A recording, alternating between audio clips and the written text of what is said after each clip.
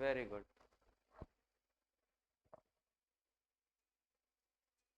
चलो जी,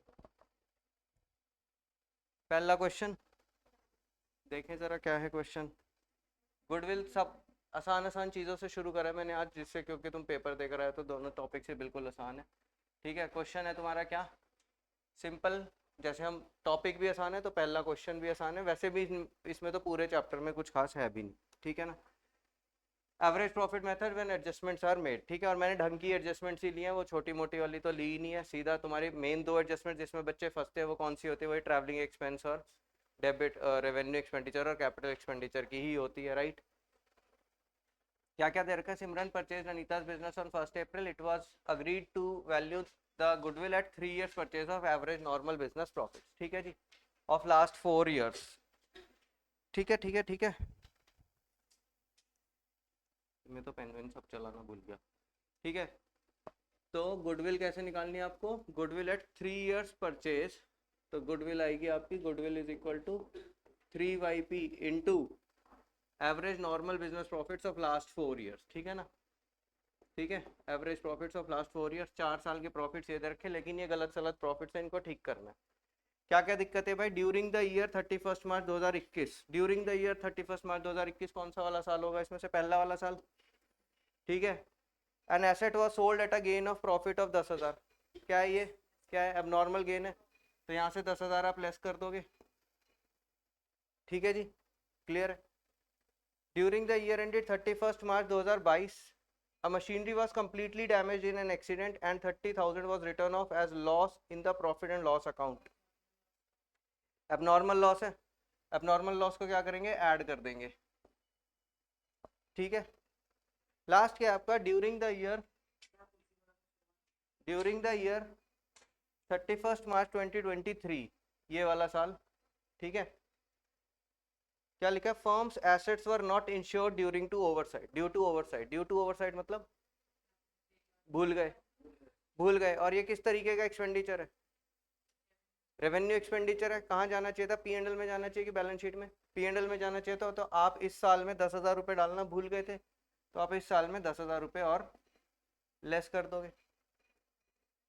कौन से ईयर में है, 2023 में है ना। 2023 में आप 10,000 रुपये लेस करना भूल गए थे। हाँ, it is an expense incurred every year. तो आपको कौन से वाले साल के लिए दिया हुआ है, 2023 में आप डालना भूल गए थे। अब आप अपनी मर्जी से सोचो कि मैं 2024 में भी डालना भूल गया था, वो लिख के दे देता ना अगर भूल गए होते तो आप कौन से ईयर में भूले हो, सिर्फ 2023 में आपके प्रॉफिट्स फालतू नजर आ रहे हैं, तो 10,000 आप यहाँ से लेस कर दोगे। समझ में आ गया, ऑनलाइन सब बच्चों को समझ में आ गई बात। सिंपलेस्ट ऑफ द क्वेश्चन मैंने उठाया है, अगर कहो तो इसकी एडजस्टमेंट टेबल अलग से बना दूं, वरना यहीं कर देते हैं। यहीं कर लो, तो तुम्हारे जो एडजस्टेड प्रॉफिट्स आएंगे वो 90 में से 10 जाएंगे 80,000, 1,60,000 प्लस 30,000 1,90,000, 1,80 माइनस 10 इज 1,70, और लास्ट वाला 2,20,000।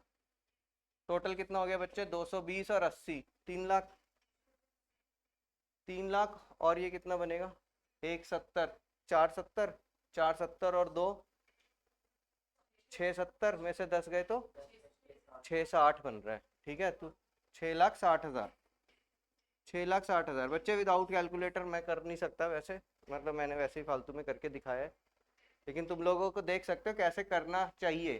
भाई मैंने सबसे पहले 80 और 2,20 पकड़ा था, तो ये 3 लाख बन रहा था।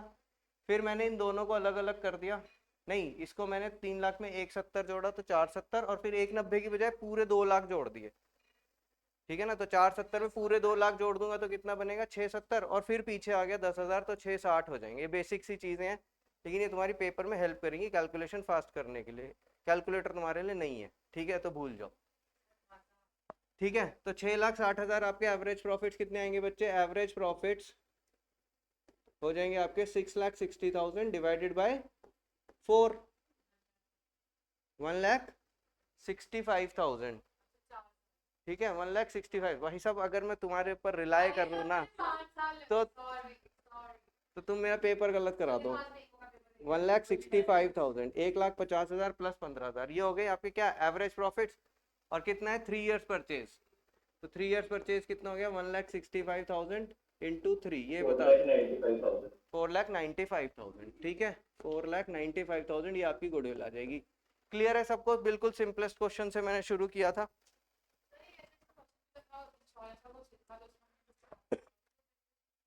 पता नहीं, देखते हैं, वो तुम मेरे को बताओगे। समझ में आ रही बात? अभी एक बच्चे ने मेरे से पूछा कि एक ऐसा क्वेश्चन था जिसमें कुछ लिखा था इंश्योरेंस का और हमने कुछ किया नहीं था।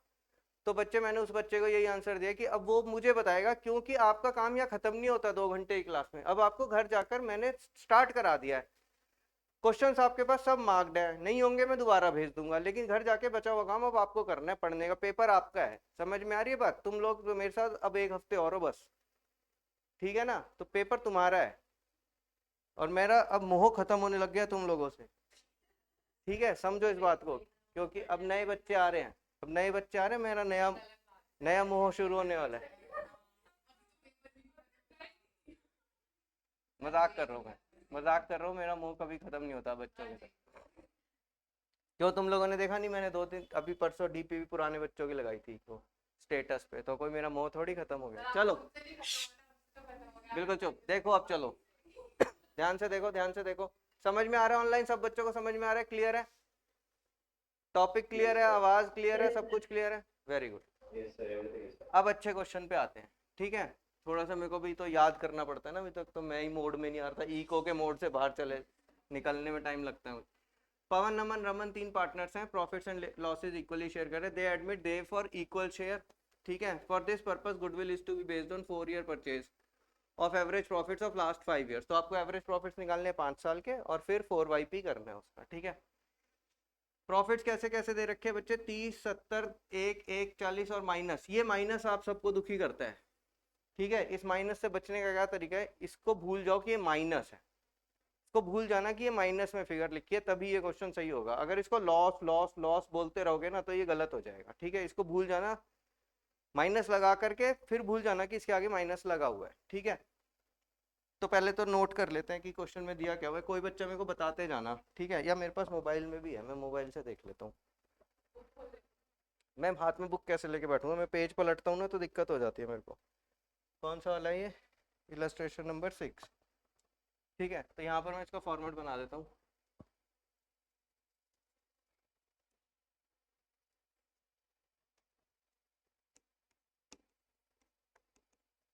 Calculation of normal profits, normal या फिर एडजस्टेड प्रॉफिट्स, ठीक है ना? यहाँ पर आप लिखोगे year ended, profits given, adjustments और नॉर्मल प्रॉफिट। नॉर्मल मतलब एडजस्टेड। ये वो वाले नॉर्मल प्रॉफिट्स नहीं होते बच्चे जो NRR वाले होते हैं, ठीक है? कि आम तौर पे हम कितना पैसा कमाते हैं, ये वो नॉर्मल नहीं है। नॉर्मल मीन्स इनमें से गड़बड़े ठीक करने के बाद। तो कितने कितने प्रॉफिट दे रखे बच्चों आपको इलस्ट्रेशन नंबर 6 में? पहले साल ईयर लिखो पहले तो 31/3/20, 31/3/21, 31/3/22, 31/3/23 और 31/3/24, ठीक है? प्रॉफिट्स गिवन कितने हैं बच्चों आपको? 30,000, 70,000,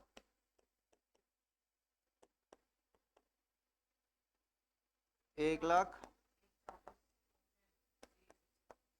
1,40,000 और 1,20,000 का लॉस है। बस इसको लिखना ब्रैकेट में, उसके बाद इसको भूल जाना है कि ये प्रॉफिट लिखा हुआ है कि लॉस लिखा हुआ है, ठीक है? क्या बोल रहा है क्वेश्चन में? वो क्वेश्चन में क्या बोल रहा है वो? मेरा क्वेश्चन साइकिल वाला, ठीक है?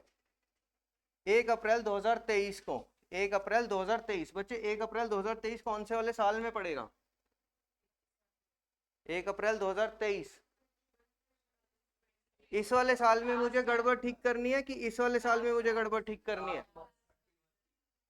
देखो यहाँ पर ये 31/3/24 को ईयर एंडेड हो रहा है, लेकिन ये ईयर शुरू कहां से हुआ होगा? 1/4/23 से लेकर के 31/3/24 तक। तो अगर आपने 1/4/23 को कोई गलती करी है तो सबसे पहले तो आपको अपना ईयर सही से पकड़ना पड़ेगा कि आपको गलती कौन से ईयर में ठीक करनी है। तो आपको गलती इस वाले ईयर में ठीक करनी है, ना कि यहां से सिर्फ 23 देखा तो आपने गलती ठीक कर दी, ठीक है? क्या बोला उसने? 1 अप्रैल 2023 को आपने 5 बाइसिकल्स खरीदी थी, कॉस्टिंग ₹20,000। क्या यहाँ ईच लिखा है? लैंग्वेज बच्चे समझ रहे हो, क्वेश्चन बहुत आसान है, पेपर में आएगा तो कहाँ कहाँ गलती कर सकते हो, आप ट्रैप में गिर सकते हो। पहली बात तो ये ईयर के ट्रैप में फंस सकते हो। दूसरी बात, कहाँ ईच लिखा है, नहीं, तो ये पांचों साइकिल की इकट्ठी कीमत मिलाकर के कितनी है, 20,000 रुपए। क्लियर है? Were purchase and wrongly debited to travelling expenses. बताओ साइकिल खरीदने की एंट्री क्या होती? Cycle account debit to cash account.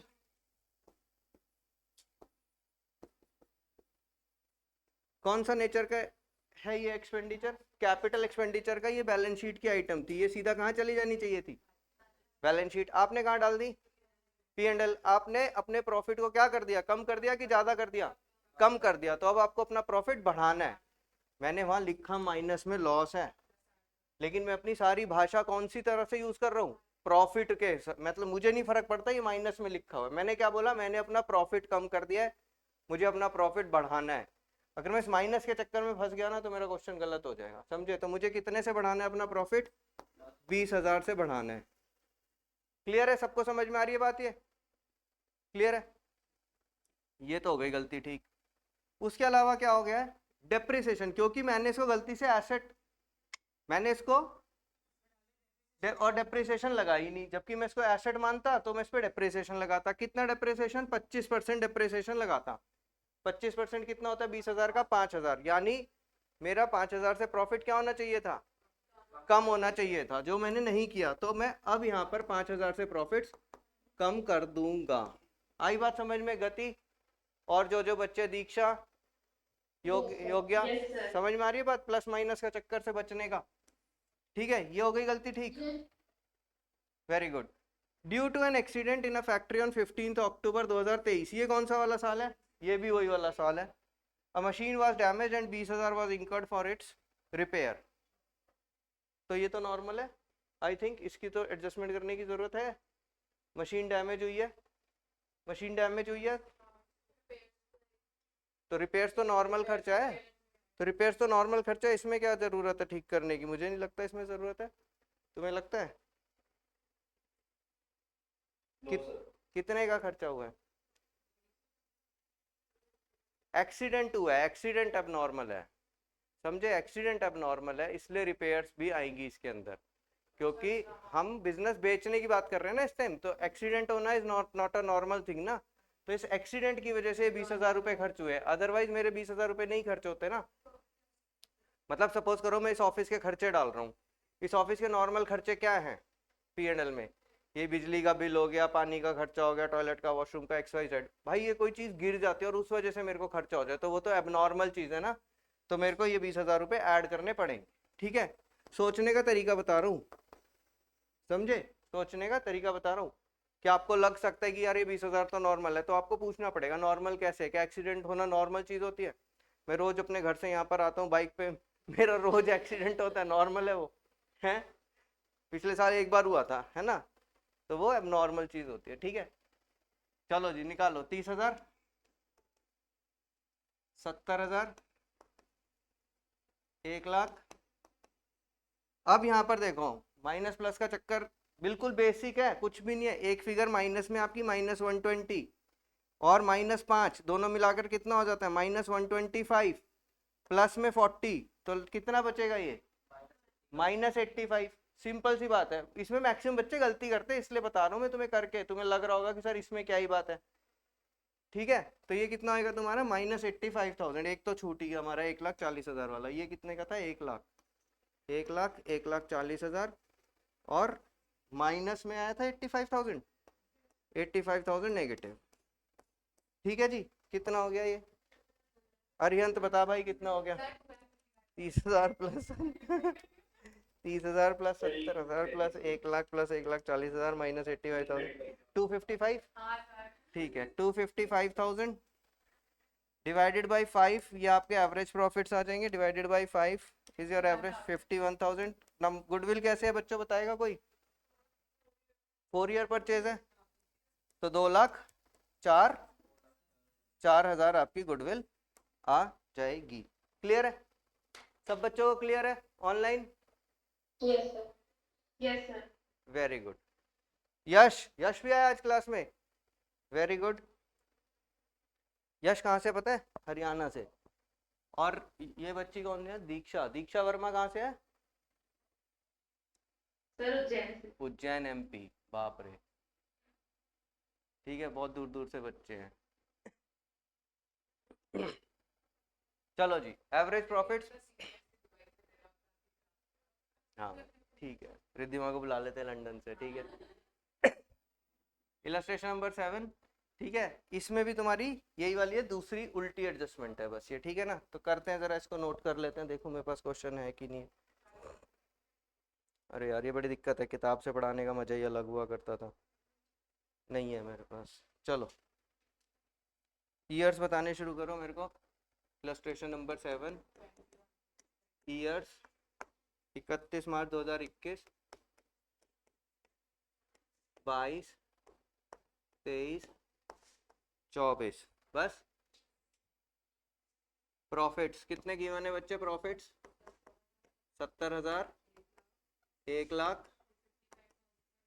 55,000 का लॉस, 1,44,000 का गेन।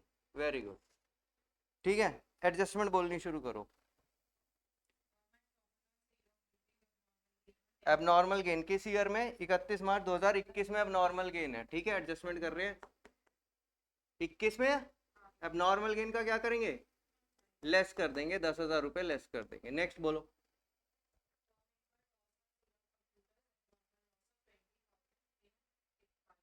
बाईस में एबनॉर्मल लॉस है, एबनॉर्मल लॉस है तो नहीं होना चाहिए था, तो उसको ऐड कर देंगे। कितना है? 20,000, 20,000 ऐड कर देंगे। अब आती है एडजस्टमेंट, ठीक है। क्या है एडजस्टमेंट बच्चे? Repairs to car of ₹50,000 was wrongly debited to vehicles account. ये कौन सी नेचर का खर्चा है? रिपेयर्स है, रेवेन्यू नेचर का खर्चा है। कहाँ जाना चाहिए था? P&L में। एंट्री क्या होती तुम्हारी? Repairs, repairs to cash. कितने से? 50,000। कौन सी तारीख को है ये? 1 जून 2022। 1 जून 2022 को तुम्हारी एंट्री जानी चाहिए थी, रिपेयर्स टू कैश 50,000, यानी कि। और ये रिपेयर्स कौन सा अकाउंट है? नॉमिनल। नॉमिनल अकाउंट कहाँ जाना चाहिए था? P&L में, यानी कि तुम्हारा लॉस, मतलब तुम्हारा प्रॉफिट क्या हो जाना चाहिए था? कम हो जाना चाहिए था तुम्हारा प्रॉफिट। देख रहे हो उस वाले साल में भी लॉस लिखा है, लेकिन मैं लॉस अपने मुंह से शब्द बोलूंगा वही क्वेश्चन गलत हो जाएगा, क्योंकि मैं बोलूंगा लॉस बढ़ जाना चाहिए था। लॉस बढ़ जाना बोलने का मतलब क्या? मैं ऐड कर दूंगा, वही क्वेश्चन गलत हो जाएगा। मैंने क्या बोला? मेरा प्रॉफिट उस साल का 20,000 50,000 से कम हो जाना चाहिए था। 1 जून 2022 कौन सा साल पड़ेगा? ये वाला 1 जून 2022। क्या बोला मैंने? मेरा प्रॉफिट कम करना है मुझे 50,000 से, तो मैं क्या करूंगा? 50,000 लेस करूंगा। आई बात समझ में? अगर मैं बोलता मेरा लॉस बढ़ जाना चाहिए था, मैं इसको प्लस में लिख देता और वही मेरा सवाल गलत हो जाता। मैं लिखूंगा लॉस यहाँ, और लिखने के बाद भूल जाऊंगा, फिर पूरा क्वेश्चन में प्रॉफिट प्रॉफिट प्रॉफिट मुंह से शब्द बोलूंगा अपने, ठीक है। क्या कर दिया मैंने? व्हीकल, और इनको कहाँ डेबिट कर दिया मैंने? व्हीकल्स अकाउंट में डेबिट कर दिया। गलती से मैंने इसको क्या मान लिया? एसेट मान लिया। और क्या कर रहा हूं मैं? इसके ऊपर डेप्रिसिएशन लगाता जा रहा हूँ स्ट्रेट लाइन मेथड से 12% के हिसाब से। 12% के हिसाब से मैं इस पे गलती से डेप्रिसिएशन भी लगा रहा हूँ। क्यों? क्योंकि मैं इसको एसेट मान चुका हूँ। कितना हो जाएगा बच्चे? 50,000 पे 12%। वेरी गुड, 50,000 पे 12%, 6,000, ठीक है। लेकिन ये मैंने कब खरीदा अरिहंत?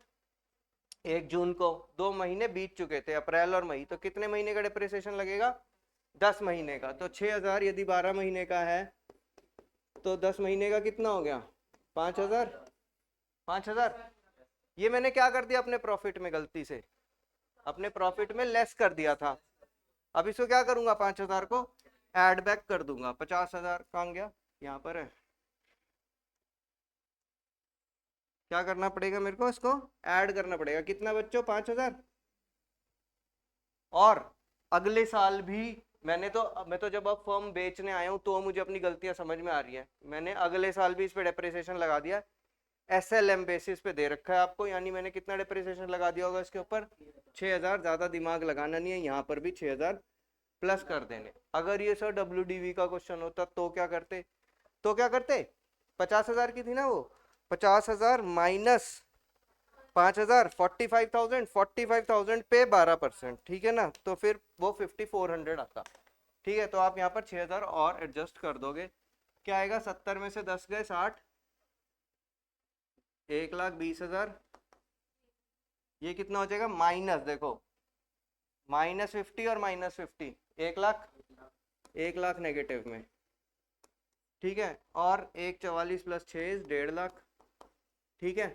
बाकी का सवाल आप करोगे खुद या मैं कर दूं। 60,000 + 1,20,000 -1 लाख + 1,50,000, 2,30,000 आ रहे हैं। 2,30,000 डिवाइडेड बाई 4 इज 57,500। और कितने ईयर परचेज है, 2 ईयर परचेज है। तो 50 और 50 एक, 7.5 और 7.5, 1,15,000 rupees, 1,15,000 is your answer. Goodwill clear है बच्चों, डन है, डन है जी। तो ये क्वेश्चन परेशान करता है, और अगर गुडविल से आया एमसीक्यू से कुछ हटके तो यही आएगा, जिसमें आपको ये रेवेन्यू और इसकी एडजस्टमेंट दे रखी होगी, ठीक है। अब आते हैं इस सवाल पे, दुखी करता है बच्चों को, कैपिटल एम्प्लॉयड निकालनी है। अब तो तुम पढ़े लिखे बच्चे हो, पढ़े लिखे से मेरा मतलब पूरा साल अकाउंट्स पढ़ चुके हो, ठीक है। कैपिटल एम्प्लॉयड कुछ रटने की जरूरत नहीं होती आपको कि सर इस साइड से जाऊं उस साइड से जाऊं। पहली बात तो पेपर आपसे कभी नहीं बोलेगा कि आपको किस साइड से जाना है, ठीक है ना। पेपर थोड़ी बताएगा आपको लायबिलिटी साइड से जाना है, एसेट साइड से जाना है, क्या करना है। कैपिटल एम्प्लॉयड की जरूरत कहाँ कहाँ पड़ेगी, या तो किसी गुडविल के क्वेश्चन में पड़ेगी, या बोलो किसी को पता है कौन से क्वेश्चन में कैपिटल एम्प्लॉयड की जरूरत पड़ेगी आपको, पार्टनरशिप में, हिडन गुडविल में। हिडन गुडविल में आपको कैपिटल एम्प्लॉयड निकालनी पड़ेगी, या अगर आई तो यहां पर आएगी कि वो सुपर प्रॉफिट्स निकालने हैं, एनआरआर को कैपिटल एम्प्लॉयड से मल्टीप्लाई करना है। कैपिटल एम्प्लॉयड मींस क्या, कैपिटल एम्प्लॉयड मतलब कैपिटल अकाउंट। कैपिटल अकाउंट देखो इस क्वेश्चन में एग्जाम्पल नंबर 1 है, सबके पास बुक होगी, मैं इसको छोटा कर देता हूँ, ठीक है ना। बुक सबके पास है ना, बोलो, या किसी को इसका स्क्रीनशॉट लेना है तो ले लो, फिर मैं इसको छोटा करके यहीं सॉल्व कर दूंगा इसको, ठीक है। चलें आगे, ले लिया स्क्रीनशॉट, बुक है, यस थम्स अप, कुछ बना दो। चलो, आपकी चुप्पी आपकी हाँ मानी जाएगी, ठीक, ठीक है। कोर्ट में बोलते हैं ना ऐसा, पिक्चरों में, ठीक है। देखो क्या बनाना है तुमको, कैपिटल एम्प्लॉयड निकालनी है। बनाओ भाई कैपिटल अकाउंट बनाओ, जैसे किस में बनाते हैं, रिटायरमेंट, एडमिशन में, सब में बनाते हैं ना कैपिटल अकाउंट, ठीक है। दो पार्टनर से, मैं दो का अलग अलग नाम भी नहीं ले रहा, ठीक है। मैं तो क्या लिख रहा हूँ यहाँ पर, by balance BD, by balance BD कितनी है इनकी बीडी, 2 लाख। बताओ क्या करते हो, अगर पार्टनरशिप का कैपिटल अकाउंट बना रहे होते तो क्या जनरल रिजर्व देते इधर, बिल्कुल देते, बाई जनरल रिजर्व। तो जनरल रिजर्व ऐड कर दो, कितने का जनरल रिजर्व, 90,000। बताओ एडमिशन या रिटायरमेंट का कैपिटल अकाउंट बना रहे होते तो इन दोनों का कुछ करते हो, इसमें ये कैपिटल अकाउंट में जाते हैं सुंदरी क्रेडिटर्स, सन्ड्री क्रेडिटर्स और आउटस्टैंडिंग एक्सपेंसेस, इसमें जाते हैं, नहीं जाते, तो बस खत्म। लैंड एंड बिल्डिंग, गुडविल का क्या करते हो, राइट ऑफ करते हो, लिखो यहाँ गुडविल, ठीक है, 30,000। ये इन्वेस्टमेंट ट्रेड, ये क्या है आपका एसेट है ना, फिक्टिशियस एसेट है क्या ये, सचमुच का एसेट है भाई, ट्रेड ट्रेड लिखा हुआ है इसके आगे। अगर नॉन ट्रेड होता तो मैं इसको यहाँ डाल देता उठा करके, क्यों, फिक्टिशियस होता तो, हाँ नहीं लिखा होता तो नॉन ट्रेड मानते हैं, कुछ नहीं लिखा होता तो पार्टनरशिप में कुछ नहीं, अगर इसके आगे कुछ ना लिखा हो तो नॉन ट्रेड होती है। नॉन ट्रेड होती कौन सी, ट्रेड कौन सी होती है, नॉन ट्रेड। जनरल नॉलेज का क्वेश्चन है, पेपर में नहीं आएगा, बता देता हूँ। ट्रेड इन्वेस्टमेंट्स होती है बच्चे जो मैं अपने बिजनेस को बढ़ाने के लिए करता हूँ, बिजनेस को बढ़ाने के लिए, जैसे जैसे जैसे जैसे नहीं नहीं नहीं, वो तो फिर मशीनरी खरीदने वाली बात हो जाएगी ना। जैसे मेरा मान लो Hyundai का शोरूम है, मैं बार बार ये एग्जांपल देता हूँ, पता नहीं सुना है कि तुमने। मेरा Hyundai का शोरूम है, मुझे एक और साथ में मेरे पास एक प्लॉट है, और मुझे एक नई दूसरी गाड़ी किया का ओनरशिप चाहिए, ठीक है। तो मैं किया कंपनी के पास जाता हूँ, तो किया कंपनी वाले कहते हैं कि हम आपको दे देंगे अपनी फ्रेंचाइजी, लेकिन उसके लिए आपको हमारे यहाँ पर 10 करोड़ रुपए जमा कराने पड़ेंगे, सिक्योरिटी डिपॉजिट, और हम उस पर आपको ब्याज भी देंगे। बट ये हम क्यों ले रहे हैं, आपकी साउंडनेस चेक करने के लिए कि आप इतनी आपकी औकात है कि नहीं, आप हमारे यहाँ से माल उठा लो, हमारी रेपुटेशन तो नहीं खराब हो जाएगी एट ऑल। तो ये कौन सी इन्वेस्टमेंट है, ये ट्रेड इन्वेस्टमेंट है, क्योंकि मैंने अपने बिजनेस को बढ़ाने के लिए ली, ओके। नॉन ट्रेड कौन सी होती है, नॉन ट्रेड होती है मेरे पास पैसे ही पैसे पड़े, मैंने रिलायंस के शेयर्स ले लिए, अरे मेरा टीचिंग का काम है, मेरे को रिलायंस से क्या लेना देना, मेरा गाड़ियों का काम है, मेरे को रिलायंस के शेयर से क्या, तो वो नॉन ट्रेड इन्वेस्टमेंट होती है। ठीक है, तो जब भी हम मानेंगे क्वेश्चन में तो नॉन ट्रेड इन्वेस्टमेंट ही मानेंगे अगर कुछ नहीं दे रखा होगा तो। ठीक है, एक सवाल आता है यहाँ से, मैं ये बात छेड़ना चाहता नहीं था, छिड़ गई है। ठीक है, मैंने अभी अभी बताया, ध्यान से सुनना सारे बच्चे ये बात। ठीक है, कि अगर यहाँ ट्रेड नहीं लिखा होगा तो इसको नॉन ट्रेड मानेंगे, और नॉन ट्रेड मानेंगे तो फिक्टिशियस हो जाएगी और इसको यहाँ पर डाल देंगे। ठीक है ना, ऐसे किया।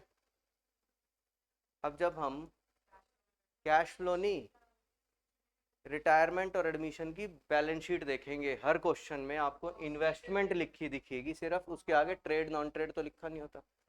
तो अब मेरी आप अभी की डिस्कशन मानकर उसको नॉन ट्रेड मान लोगे क्या, और सब कुछ गलत कर दोगे जो आज तक करते आए हो, कि जब भी इन्वेस्टमेंट दिखेगी उसे गुडविल की तरह उठा करके कैपिटल अकाउंट के डेबिट साइड में लिख दोगे, नहीं लिख दोगे। ठीक है ना, तो ये बात सिर्फ यहीं लिखी है और इसको यहीं पढ़ के यहीं भूल जाना है बस। ठीक है ना, कि अगर कभी इस चैप्टर से रिलेटेड गुडविल या कैपिटल एम्प्लॉयड निकालने आई तो ठीक है, इवन हिडन गुडविल के लिए भी कैपिटल एम्प्लॉयड निकालने आई तो इन्वेस्टमेंट लेस मत कर देना इस साइड पे डाल करके। ठीक है, मतलब अगर मान लो मेरे को ये हिडन गुडविल का क्वेश्चन होता और यहाँ पर ट्रेड के ये कुछ नहीं लिखा होता और मुझे कैपिटल एम्प्लॉयड निकालनी होती तो मैं यहाँ इन्वेस्टमेंट डाल नहीं दूंगा। समझ में आई बात, क्वेश्चंस गलत हो जाएंगे। अब वो गलती है, किताबों में भी गलती है, सीबीएसई भी ऐसी गलती कर सकता है, लेकिन आपको नहीं करनी, सिवाय इस क्वेश्चन के आपको ये नॉलेज कहीं इस्तेमाल नहीं करनी, एक्स्ट्रा नॉलेज। ठीक है, समझ में आया मैंने क्या बोला, किस किस बच्चों को समझ में आई बात। ठीक है, वेरी गुड अरिहंत। अच्छा जी, तो अब यहाँ तो इन्वेस्टमेंट है, स्टॉक है, सन्ड्री डेटर से कैश है, डेफर्ड रेवेन्यू, एडीवीटी सस्पेंस, एडीवीटी सस्पेंस को यहाँ डाल दूं, एडीवीटी सस्पेंस हो गया 10,000 रुपये। बैलेंस कैरी डाउन कितना आएगा बच्चे, 290, 290 में से 40 गए तो 250। ठीक है, बहुत जरूरत है कैलकुलेटर की। ठीक है, 2,50,000 रुपये, 2,50,000 रुपये इज द कैपिटल एम्प्लॉयड, 2,50,000 रुपये इज द कैपिटल एम्प्लॉयड। ठीक है, बचपन में सीखा था आपने 11th में, assets is equal to liabilities plus capital, C is equal to A minus L, L मतलब आउटसाइडर्स लायबिलिटी, तो वही तो किया मैंने। ये मेरे एसेट्स हैं, ये मेरे एसेट्स हैं सर, इसने कहा ये नहीं है दोनों चीजें, ना ये है ना ये है। मैं कहा ठीक है मत मान, मत मान इनको, एसेट्स मत मान। तो बताओ एसेट्स कितने के हो गए, 390 के लिखे थे, 390 में से वो कह रहा है सर ये 60 के तो एसेट है ही नहीं आपके। मैं कहा चलो हटा दो, कितने रह गए, 330, तो मेरे एसेट्स कितने के हो गए, 330। लायबिलिटीज कितने की है,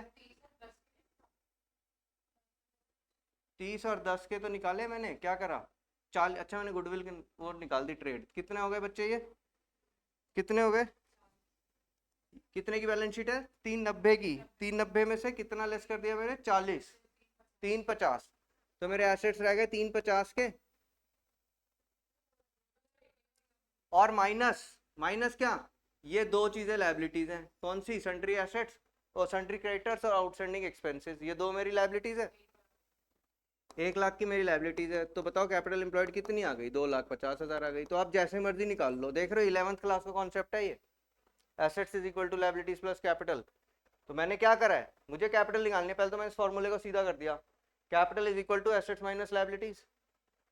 पूछो एसेट्स कितने के हैं, सर 390 के दिख रहे हैं, लेकिन उसने कहा नहीं ये 30 वाला और ये 10 वाला तो आपका एसेट ही नहीं है। तो मैं कहा ठीक है भाई 350 के होंगे। इधर की तरफ से उससे पूछो लायबिलिटीज क्या है, उसने कहा सन्ड्री क्रेडिटर्स और आउटस्टैंडिंग एक्सपेंसेस आपकी लायबिलिटी है। तो मैं कहा ठीक है ये इस फॉर्मूले में डाल दो, 250 में से 1,00,000 गए, 2,50,000 हो गए। ये आपकी एसेट साइड अप्रोच हो गई। तो कुछ करना नहीं है, दिमाग खराब करने वाली बात है, सिर्फ good asset side, liability side, liability side में क्या है, कैपिटल अकाउंट बना दो, लायबिलिटी साइड में आ जाएगी। क्लियर है, समझ में आई बात। कौन कौन बच्चे क्लास में, दीक्षा, नंदिनी, योग्या, गति, समझ में आ गया सबको, यस सर, यस सर। चलो very good. Next, super profit method. Super profit method क्या होता, क्या सुपर प्रॉफिट मेथड, अभी क्वेश्चन तो मैं दिखा दूंगा। सुपर प्रॉफिट मेथड क्या होता है,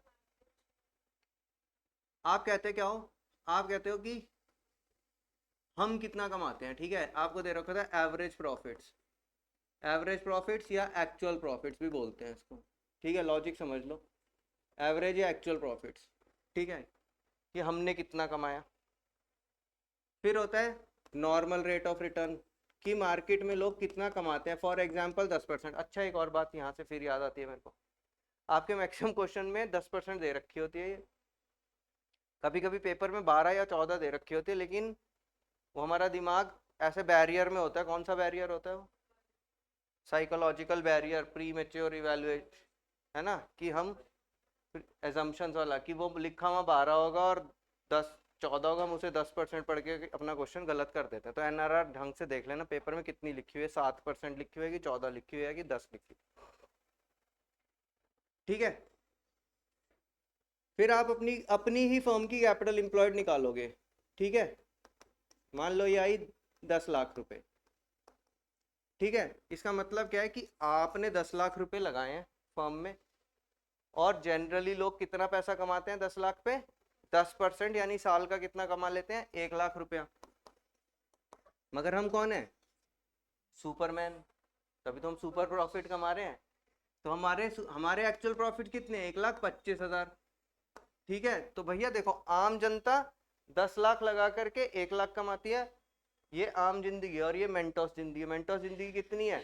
1,25,000 की। तो हमारे सुपर प्रॉफिट कितने हो गए? सुपर प्रॉफिट्स हो गए 25,000 के। फिर सवाल में आपको जो दे रखा हो उतने नंबर ऑफ ईयर से परचेज करके आप गुडविल निकालोगे। सिंपल चीज है, लेकिन मेरा फर्ज बनता है एक बार समझाना, ठीक है ना। जबकि मुझे पता है कि इस तरह के क्वेश्चन कोई भी बच्चा गलत नहीं करता है, मैं एमसीक्यूज भी डालता हूँ, सबके सही ही आते हैं। ठीक है भाई, देखो क्या सवाल है, ये तो यही हो जाएंगे छोटे छोटे सवाल है सब। Average net profit of home depot expected in future is 54,000 per year. ये एवरेज का मतलब क्या है? एक्चुअल है इनका। ठीक है, तो इनके एक्चुअल प्रॉफिट कितने बच्चे? इनके एक्चुअल प्रॉफिट्स हैं 54,000। Average capital employed in the business is 3 lakhs। ठीक है, तो सी कितनी है? कैपिटल एम्प्लॉयड कितनी है आपकी? 3 लाख। और एनआरआर कितना है? 10%। तो आपके नॉर्मल प्रॉफिट यानी आम जनता, आम जनता कितने पैसे कमा लेती है? 30,000। ठीक है ना, आप कितने कमा ले रहे हो? 54,000। ध्यान से, ध्यान से, क्या लाइन लिखी है यहाँ पर? Remuneration of partners is estimated to rupees 9,000 per annum. इसका क्या मतलब हुआ बच्चा? इसका क्या मतलब हुआ? सुनो मेरी बात, लॉजिक समझो, माइनस तो मैं कर दूंगा। ये क्या है? ये वो है तुम्हारी इकोनॉमिक्स की imputed value of owners own provided services. ठीक है, मैं पार्टनर हूँ इस फर्म का क्योंकि मैं टीचर हूँ। ठीक है, मैं इस, मान लो मैंने एक और टीचर रखा हुआ था और मैं पार्टनर होता तो मैं 9,000 रुपए की सैलरी ले रहा होता। ठीक है, तो अब जो बंदा मेरे से बिजनेस खरीद रहा है वो थोड़ी टीचर है, वो तो सिर्फ इसलिए खरीद रहा है कि मेरा नाम बहुत बड़ा हो गया है, तो वो कह रहा है मेरे को चलता हुआ बिजनेस मिल जाए। अब या तो उसे मुझे ही रखना पड़ेगा नौकरी पे, या मेरे जितनी वैल्यू का एक टीचर रखना पड़ेगा जो कितने रुपए लेगा? 9,000 रुपए लेगा। तो ये उस बंदे के लिए कल से क्या बन जाएगा? खर्चा बन जाएगा। आ रही है बात समझ में? तो मैं अपने जो नॉर्मल प्रॉफिट है उसको 54, मतलब क्या है देखो, मैं 54 कमाता था ना, तो अब जो मेरा बिजनेस खरीदेगा उसको 9,000 रुपए एक्स्ट्रा और पे करने पड़ेंगे। तो ये 9,000 रुपए भी लेस हो जाएंगे, तो कितने हो जाएंगे? 45,000 रुपए। आई बात समझ में? लॉजिक समझ में आया कि पार्टनर की सैलरी को क्यों लेस किया जाता है? इंप्यूटेड वैल्यू है, जब तक पार्टनर था तब तक कोई बात नहीं थी, लेकिन अब जब कोई और बिजनेस खरीदेगा तो उसको तो देने पड़ेंगे। ठीक है, तो ये बच्चे आपके जो सुपर प्रॉफिट्स आ जाएंगे, आ जाएंगे 45 माइनस 30 इज इक्वल टू 15,000। और गुडविल कितनी है? 2 ईयर परचेज गुडविल है, तो आपकी गुडविल कितनी हो जाएगी? 30,000। क्लियर है बच्चों? बताओ, सबको क्लियर है? लॉजिक समझ में आ रहे हैं? ठीक है, देखो इस क्लास को लेने का पर्पज ही यही है, हो सकता है 6 बजे तक खत्म भी ना आए, लेकिन ये वो सारी बातें जो हमने साल भर में करी थी और अब हम इनको दोबारा से रिपीट कर रहे हैं। क्या पता कौन सी चीज कल तुम्हारे काम आ जाए पेपर में, कौन सा पढ़ाया हुआ लॉजिक। आ रही बात समझ में? हम सब कुछ तो पूरा 365 दिन तो यहाँ पे दोबारा नहीं पढ़ सकते, 6-7 दिन मिले हमें, तो 6-7 दिन में मैं क्वेश्चन चूज करके लाता हूँ, हर क्वेश्चन में कुछ ना कुछ निकलेगा, बाकी तुम्हें प्रैक्टिस करनी है। क्लियर है?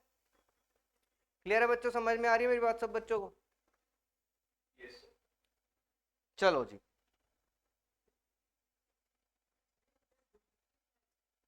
नहीं, कंपैरेटिव बेस में। हाँ बस ये खत्म हो जाएगा। तो अभी अंडर वैल्यूएशन और ओवर वैल्यूएशन, ठीक है, 11वीं क्लास की मदद लेनी पड़ेगी, कभी गलती नहीं करोगे, ठीक है ना। ट्रेडिंग अकाउंट बनता था आपका, ट्रेडिंग अकाउंट में ओपनिंग स्टॉक यहाँ आता है, क्लोजिंग स्टॉक यहाँ आता है, ठीक है। नजर आ रहा है आप लोगों को, सबको नजर आ रहा है जो मैं लिख रहा हूँ?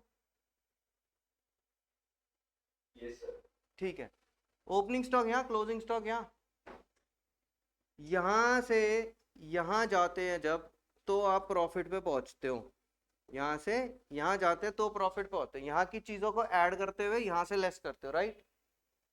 फॉर एग्जाम्पल सेल्स, सेल्स है मेरी 10,000 की, क्लोजिंग स्टॉक है मेरा 2,000, ठीक है। ओपनिंग स्टॉक था मेरा 1,000 और परचेजेस थी मेरी फॉर एग्जांपल 5,000। तो 10 और 2 12, 12 में से 6 गए, तो जेन्युइन प्रॉफिट कितना है? 6,000 रुपये। गलती से अगर मैं इस फिगर को ज़्यादा लिख दूँ, ज़्यादा यानी मैं इस फिगर को 3,000 लिख दूँ, तो मैं इधर से जब इधर जा रहा हूँ तो बताओ मेरा प्रॉफिट क्या आएगा? ज़्यादा आएगा कि कम आएगा? ज़्यादा हो जाएगा मेरा प्रॉफिट, समझे? तो मेरा प्रॉफिट ज्यादा हो जाएगा। 10 और 3 13, 13 में से 6 गए 7,000।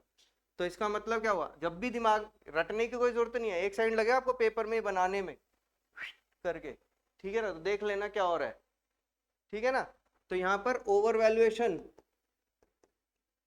ऑफ क्लोजिंग स्टॉक की वजह से क्या हो जाता है आपका प्रॉफिट? गलती से प्रॉफिट, ध्यान से, गलती से लिख रहा हूं मैं यहाँ पर, गलती से इंक्रीज हो जाता है। तो उसको करेक्ट करते हुए क्या करना पड़ेगा? आपको कम करना पड़ेगा। तो आपको देखना, इंपैक्ट समझना पड़ेगा कि क्वेश्चन किस तरह से आता है। एमसीक्यू आ गया तो कि बताओ इसका इफेक्ट बताओ, तो इफेक्ट क्या होगा? इसकी प्रॉफिट बढ़ गया है।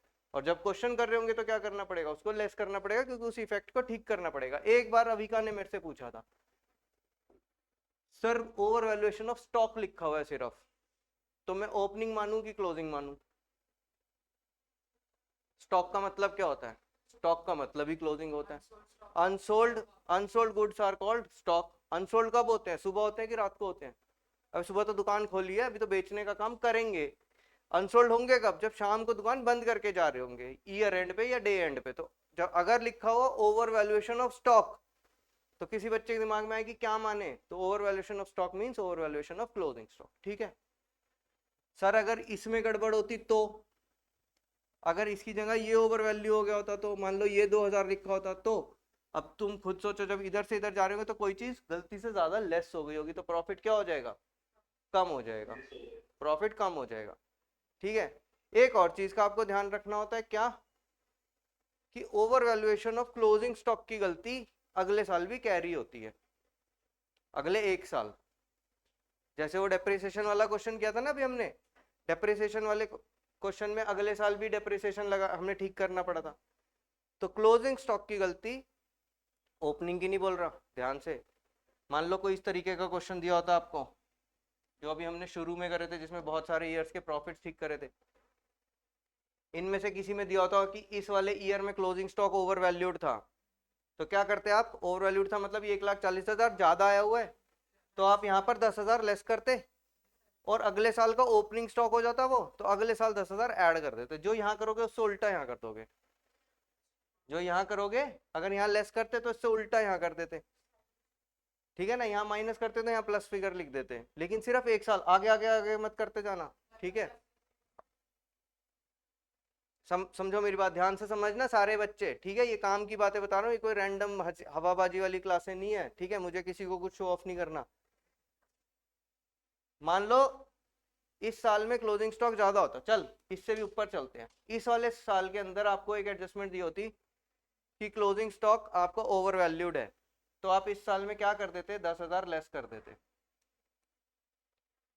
इस साल का क्लोजिंग स्टॉक ओवर वैल्यूड मतलब अगले साल का ओपनिंग स्टॉक ओवर वैल्यूड, तो उसको करने के लिए क्या करते?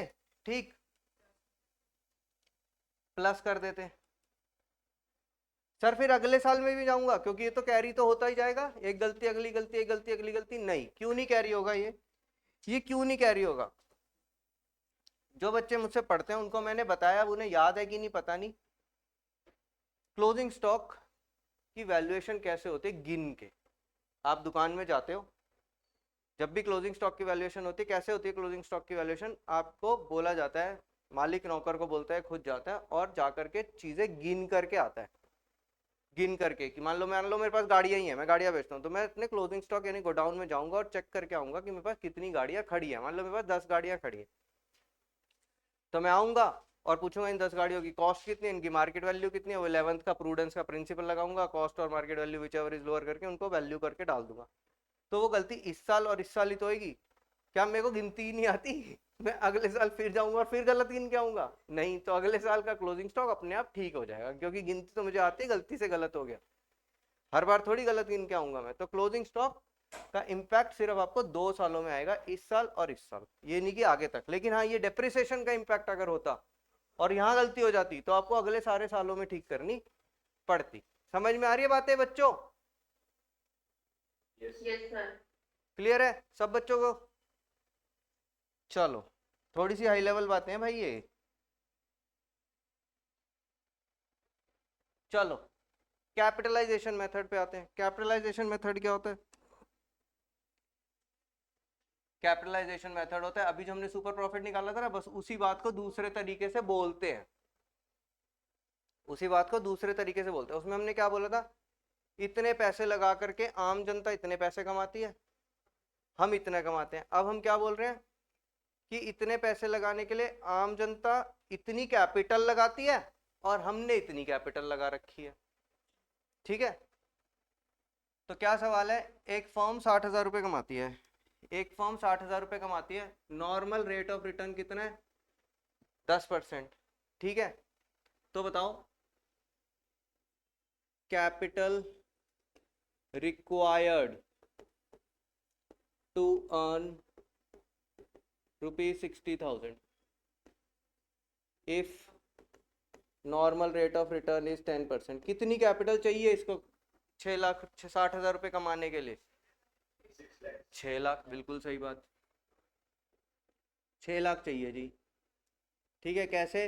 यही जो भी दे रखा है ये प्रॉफिट अपॉन NRR। ठीक है, 60,000 divide by NRR। Assets of the firm, ये तो आम लोगों को चाहिए, हम तो खास हैं।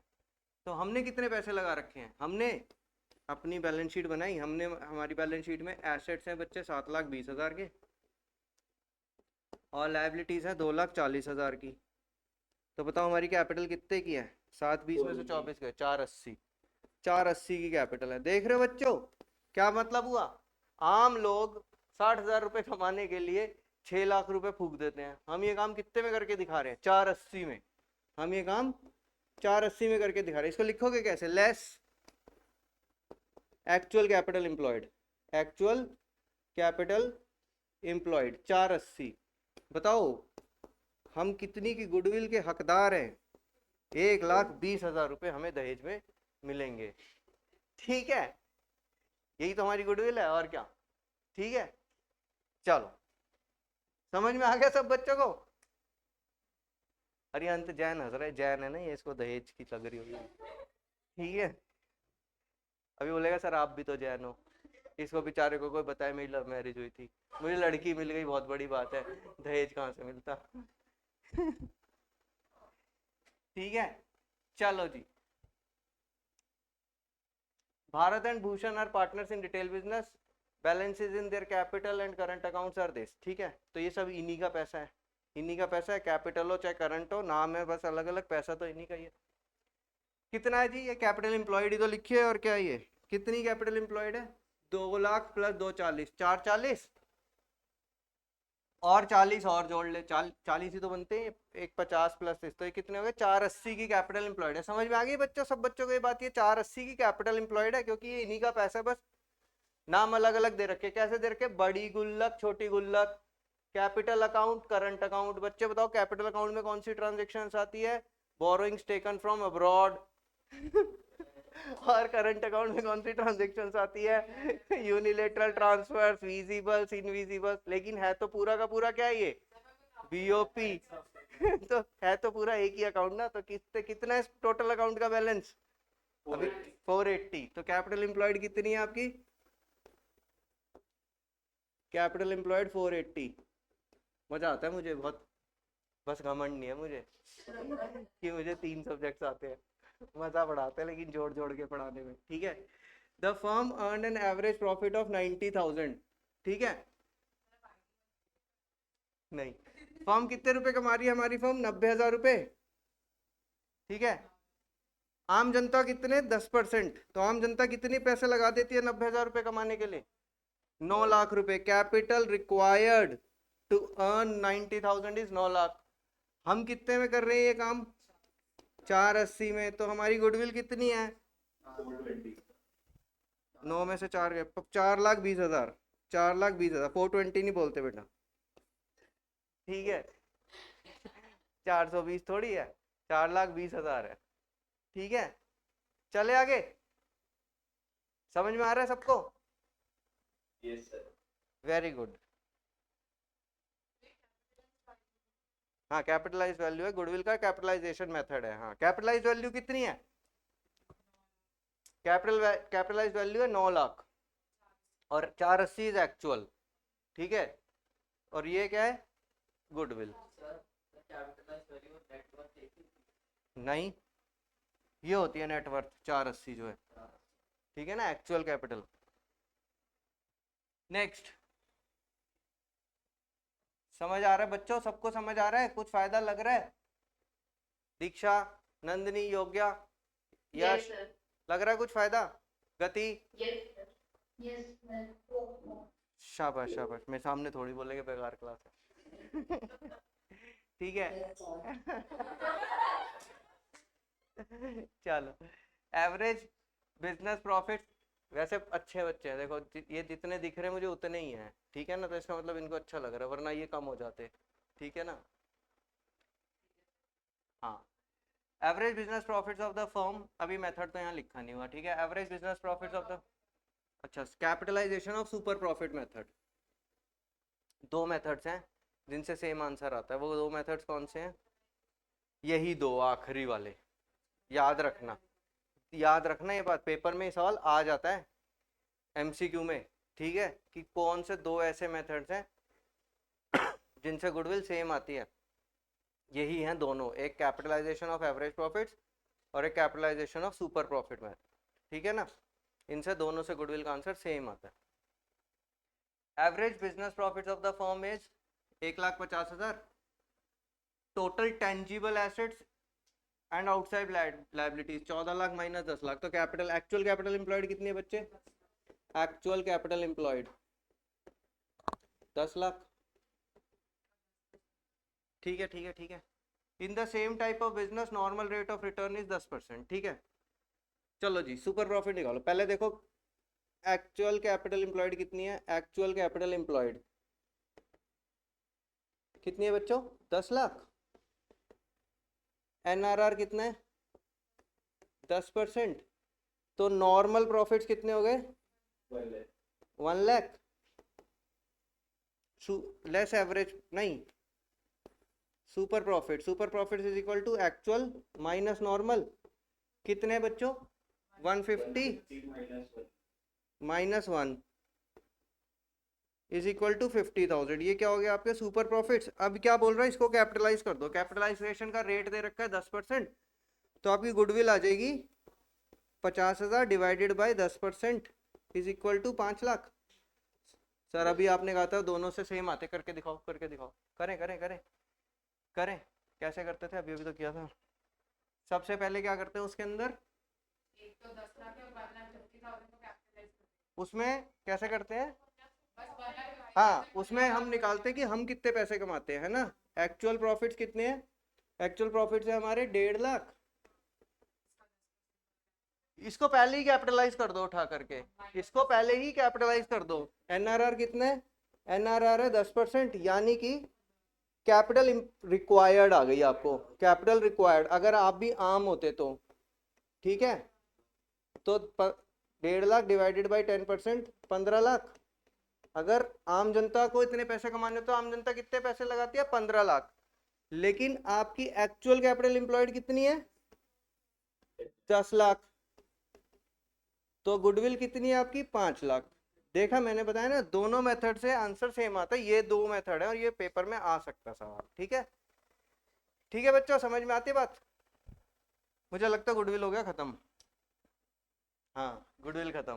ठीक है, देख रहे हो, अब बाकी के क्वेश्चन तुम्हें करने हैं, वैसे कुछ बचता नहीं है करने को, तुम चाहो तो सो सकते हो घर जा करके, ठीक है ना, कुछ है नहीं, लेकिन सोना नहीं है, कभी सीरियसली ले लो पागलो। ठीक है नहीं, सोना वोना नहीं है, मतलब रेस्ट वेस्ट करके थोड़ा बहुत एक दो क्वेश्चन खुद करना। देखो कहानी सुनने में और खुद करने में फर्क होता है। ठीक है, वो अब जब मैं विराट कोहली को देखता हूँ ना खेलते हुए, तो मुझे लगता है इसमें क्या है, मैं भी कर लूँ। ठीक है, सच्ची कह रहा हूँ, लेकिन क्या मैं ऐसे कर सकता हूँ? वही बोलेगी सो रहा विराट कोहली हो। अरे मैंने कहा बोला विराट कोहली हो, मैं बोल रहा हूँ अगर मैं विराट कोहली होता तो मैं खेल नहीं लेता उसके जैसे। हाँ मैं टीचर हूँ अकाउंट्स का। ठीक है, चलो जी, कौन सा क्वेश्चन है ये? इलस्ट्रेशन 1, ये मेरे को इसकी जरूरत पड़ेगी इसको बनाने के लिए ना, इसके फॉर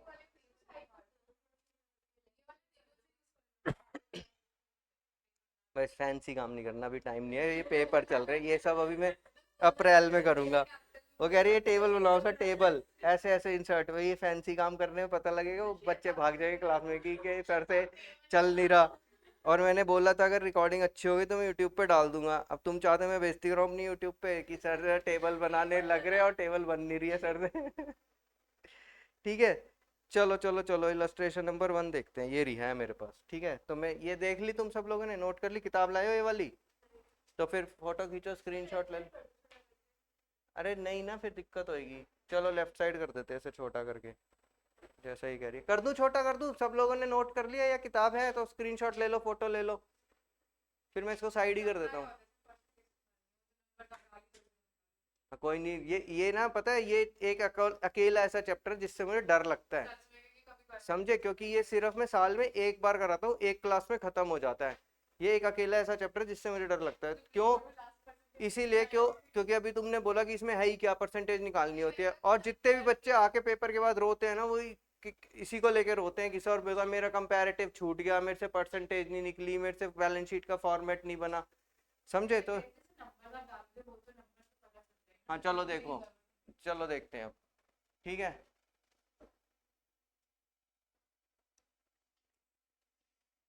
क्या है जी? फॉर्मेट बनाओ इसका, फॉर्मेट बैलेंस शीट का कंपैरेटिव। सबसे पहले लिखना क्या आपको? Comparative balance sheet of x limited.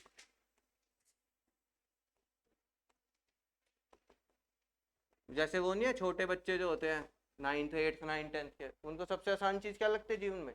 Graph, data handling है। आखिरी दिन उनसे पाई चार्ट नहीं बन रहा होता। ठीक है, मैं देखता हूँ ना भाई छोटे बच्चों को, उनको सबसे आसान चीज जीवन में यही लग रही होती है।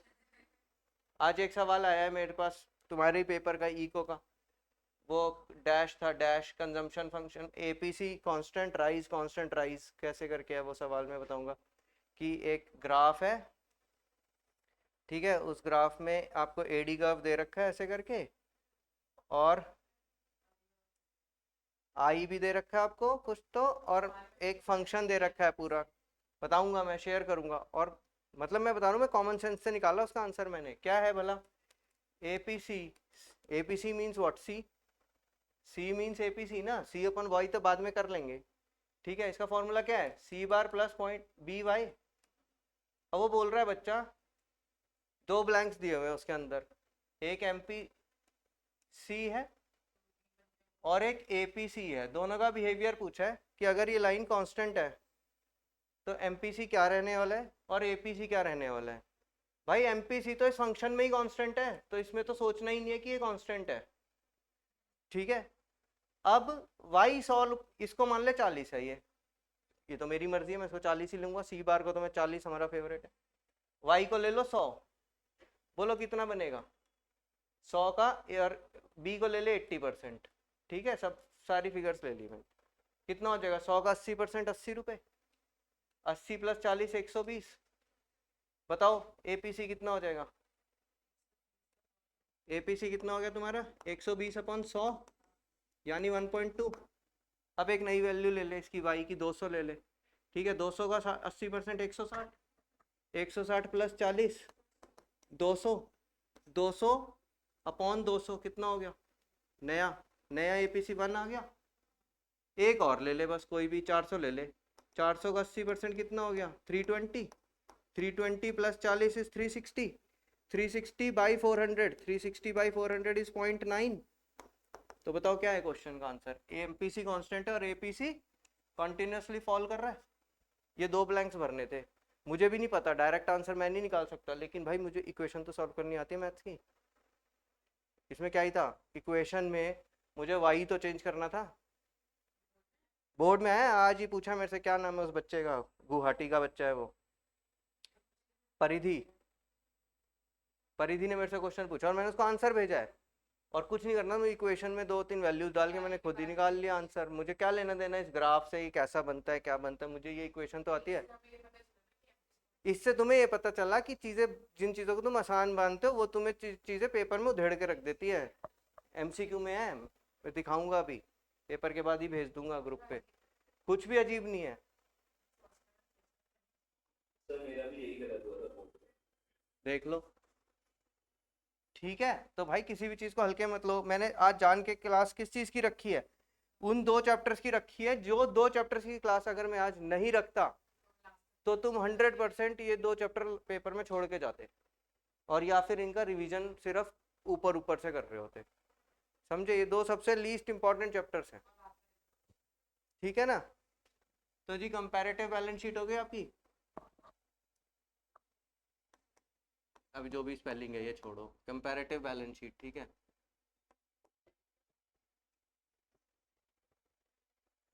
फॉर्मेट बनाना बड़ा मुश्किल काम है, ठीक है। कंपैरेटिव बैलेंस शीट में क्या क्या बनाना है आपको? सबसे पहले पर्टिकुलर्स, ठीक है। फिर उसके बाद नोट नंबर छोटा सा। अब इसमें पहले कौन सा वाला ईयर डालेंगे बच्चों? पहले नॉर्मल, पहले वाला साल, फिर दूसरे वाला साल, फिर इनका एब्सोल्यूट चेंज, और फिर इनका परसेंटेज चेंज, ठीक है। तो कौन कौन से 2 साल दिए हुए मुझे? 2017, पहले तो यहाँ लिख लेते पर्टिकुलर्स।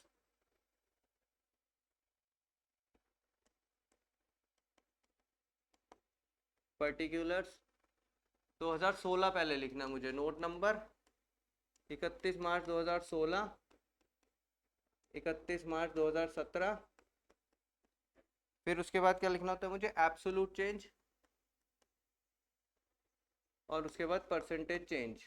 ये तुम्हारे दोनों चैप्टर में खत्म करवा दिया। तुम्हें अब अगले 5 दिन इनकी टेंशन लेने की जरूरत नहीं है। क्लियर है? क्लियर है? क्लियर है सबको? बोलो, सबसे पहला हेड कौन सा है? रोमन 1। रोमन 1 में क्या लिखोगे? इक्विटी, ठीक है। रोमन 1 में इक्विटी। उसके बाद, अरे रिया नहीं आई आज क्लास में। रिया तू ऑनलाइन है क्या बच्चे? और देवांशी का है? ये 4 बच्चे, हाँ ये देवांशी तो ये जो 4 बच्चे छुपे, हेलमेट लगा के वानी बैठी हुई है ना। ये हेलमेट वाली तो वानी है, मेरे को पता है। तूने हेलमेट क्यों लगा रखा भाई? ठीक है, मैं कौन सा तेरे को मार रहा हूँ, ठीक है। इक्विटी के इक्विटी के बाद क्या आएगा? शेयर कैपिटल, नहीं share holders fund. Share holders fund, share holders fund में ए क्या आएगा आपका? क्या दे रखा है आपको? शेयर कैपिटल दे रखी है, हाँ शेयर कैपिटल। पहले फॉर्मेट ही रेडी कर लो। दूसरा क्या आपको? इसी के अंदर बी, रिजर्व्स एंड सरप्लस। हाँ इक्विटी एंड लायबिलिटीज आते हैं, मैं देख रहा था कोई तो पकड़े गलती, ठीक है।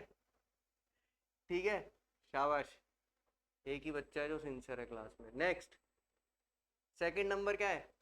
Long term borrowings. Long term borrowings कौन से हेड में आएगी? नॉन करंट लायबिलिटीज में। Non current liabilities, non current liabilities के अंदर पहला आएगा आपका long term borrowings, long term borrowings. उसके बाद लास्ट है आपकी करंट लायबिलिटीज। और करंट लायबिलिटीज के अंदर और कुछ नाम से दे नहीं रखा, तो उसको सीधा हेड में ही डाल देंगे, मेन हेड में ही उठा करके। थर्ड नंबर हो जाएगा आपका करंट लायबिलिटीज, ठीक है बच्चों। फिर टोटल, ठीक है। और दूसरी वाली साइड पे क्या है? इसी को बाद में ऊपर कर देंगे, फिलहाल इसको पूरा करते हैं। 2016 की फिगर्स कितनी कितनी है? 25, 10, 15, 4.5, 25, 10 लाख, 15 लाख, 15 लाख यहाँ पर, और 4.5 लाख। टोटल बताएगा? मैं बताता हूँ। 35 और 15 50 50 54,50,000 54,50,000 ठीक है। अगले साल की क्या फिगर्स है? अच्छा एक और बात, इन दोनों में से कौन सा क्वेश्चन करना है अगर आ गया तो चॉइस में? कॉमन साइज, ये नहीं करना ठीक है, इसमें बहुत ज़्यादा कैलकुलेशन करनी पड़ती है हैं। हाँ कोई भी हो, चाहे पीएनएल हो चाहे बैलेंस शीट हो, आपको कॉमन साइज वाली ही करनी है ठीक है। नेक्स्ट 31 मार्च 2017 की क्या क्या फिगर्स है? 25 लाख, 6 लाख, 16 लाख, 25 लाख, 6 लाख, 16 लाख और 5 लाख। 5 लाख, 16 और 5 21, 21 और 6 27, 27 और 20, 27 और 20 47 और 52 52 लैक्स। अब ये परसेंटेज निकाल, पहले एब्सोल्यूट चेंज निकालो। एब्सोल्यूट चेंज सर ऐसा नहीं है, कितना मजेदार ना, पहले में कोई चेंज ही नहीं है, ऐसा ही हो जाएगा पूरा क्वेश्चन, मजा आ। ये क्या होगा? ये कम हो गई है, ध्यान से, तो आप इधर से इधर मतलब अपने दिमाग से करोगे, मतलब वैसे तो मैं बोलूँ तो 2 - 1 करोगे तो माइनस में आएगा, दिमाग से भी बोलोगे तो 10 लाख से 6 लाख चीज रह गई है, तो क्या हो गई है? चीज कम हो गई है, तो -4 lakhs with a negative sign also, right, negative का साइन भी है। यहाँ पर 15 से 16 हो गई है, यानी कि 1 लाख से चीज बढ़ गई है, और यहाँ पर 50,000 हो गई है, यानी 50,000 से बढ़ गई है। और टोटल में भी निकालते हैं इसको, टोटल में कितना हो गया बच्चे? टोटल के अंदर 250 नहीं है, 150, 250 है सॉरी, हाँ सॉरी 250 लेस हो जाएगा, 250 लेस हो जाएगा। अच्छा जी, अब बच्चों वाली मैथ्स बेसिक, क्या भला, ध्यान से समझना, तो कई बार समझा दिए। 100 में से, अरे 100 ही नहीं बना ढंग से मुझसे तो, रूलर रूलर नहीं, 100 में से अगर तुम्हारे 80 नंबर आए तो बताओ तुम्हारे कितने का गैप आ गया पीछे, कितने की तरफ पीछे गए तुम? 20। तो बताओ कितने % नंबर कम आए तुम्हारे? 20%। अरे कितने इंटेलिजेंट बच्चे हैं ये सब। अब मुझे बताओ, अगर तुम्हारे 80 से 100 हो जाए नंबर, तो यहाँ से यहाँ कितने का गैप आया? 20। 20 का ही तो गैप आया भाई, यहाँ से यहाँ कितने का गैप आया नंबर्स में? 20। और परसेंटेज में कितना? 25%। सर ये क्या जादू हो गया? अरे जादू वादू कुछ नहीं है, बेस क्या है आपका? ये है बेस, है ये, और यहाँ पर बेस क्या है? बेस ये है। तो आपको परसेंटेज कैसे कैलकुलेट करते हो आप? Change upon base, change upon base into 100, ठीक है ना, समझ में आई बात? तो बच्चों ये था आपका चेंज, और बेस कौन सा है? 10 की 6, 10 पुराना वाला ही तो बेस होगा, तो कितना परसेंटेज चेंज आया? 40% नेगेटिव में चेंज आया, ठीक है। मैं सारी कैलकुलेशन नहीं करूंगा यहाँ परसेंटेज की बैठ करके, लेकिन ये जो समझाया है ये इसलिए समझाया कि आपको याद आ जाए कि बेस से परसेंटेज निकालनी है आपको, तो चेंज ये है, बेस ये है। चेंज अपॉन बेस, रट्टा क्यों मार रही है तुम? तेरे कितने थे मैथ्स में 10वीं में? 99, 95, बताओ, ठीक है। तो चेंज अपॉन बेस करना है, बेस आपका ये है, ठीक है ना, तो रटने उठने, हाँ यही है, ठीक है यही है, ठीक है ठीक है ठीक है। बचा हुआ नीचे की तरफ क्या आएगा आपका इसमें क्वेश्चन के अंदर? एसेट्स आएंगे। एक क्वेश्चन तो कर ले पूरा, फिर छोड़ देंगे, ठीक है ना। इसको सेट होने दो जरा, चलो ओके जी। दूसरी साइड पे आपके क्या आएंगे? एसेट्स। एसेट्स के अंदर कौन सा हेड है बच्चे? पहला हेड कौन सा बनेगा आपका? Non current assets. Non current assets रहने दो सर नॉन करंट एसेट रहने दो, ठीक है। नॉन करंट एसेट्स के अंदर पहला हेड कौन सा? Property plant and equipment, PPP, PPE and PPE and intangible assets, and intangible assets. और इसके भी अंदर आएगा पहला पीपीई, ठीक है। पीपीई कितना है? पीपीई मेरा सवाल तो ऊपर चला गया। ठीक है, 25 लाख और 35 लाख, 25 लाख और 35 लाख। ठीक है, क्यों हंसी आ रही है? हैं बच्चों? बेस कितना चेंज हो गया? 25 से 10 बढ़ गया तो 10 लाख। और परसेंटेज किस पे निकलेगी? 10/25 पे। ठीक है ना, 10/25 इंटू 100 कितना होता है बच्चों? 40%। ठीक है, क्लियर है? तो यहाँ पर दो चीजें हैं, इंटेंजिबल एसेट तो हमारे पास है ही नहीं, वरना यहाँ पर एक और चीज आ जाती है, इंटेंजिबल एसेट। अब क्या बचा आपके पास लास्ट इसमें? Investments which are non current. तो यहाँ पर आप एक और हेड बनाओगे, सेकंड नंबर हेड कौन सा? Non current investments. Non current investments कितने की है बच्चों आपकी? 15 लाख और 10,50,000। 15 लाख और 10,50,000। तो यहाँ पर कितने का गैप आ गया रिहंत? 4.5 लाख रुपए कम हो गए हैं। ठीक है, Yes, sir. और 4.5 अपॉन बेस क्या है? 15। तो 4.5 नेगेटिव में upon 1500 into 100 is equal to जितना भी आता है वो आप लोग कैलकुलेट करोगे। 30 नहीं आता, 55 आता है, 55.17 है। हाँ, ये नॉन करंट एसेट है ना बच्चे, नॉन करंट इन्वेस्टमेंट दे रखी है, नॉन करंट एसेट के अंदर ही तो आएगा। करंट एसेट्स में क्या आएगा? करंट एसेट्स में आएगा marketable securities, current investments, cash, debtors और स्टॉक, बैंक, ट्रेड रिसीवेबल्स, ये सब चीजें आएंगी। क्लियर है? क्लियर है? क्लियर है? कार्तिक अजमेरी, समझ आ रहा है बच्चे? क्लियर है? चले, नोट कर रहे हो?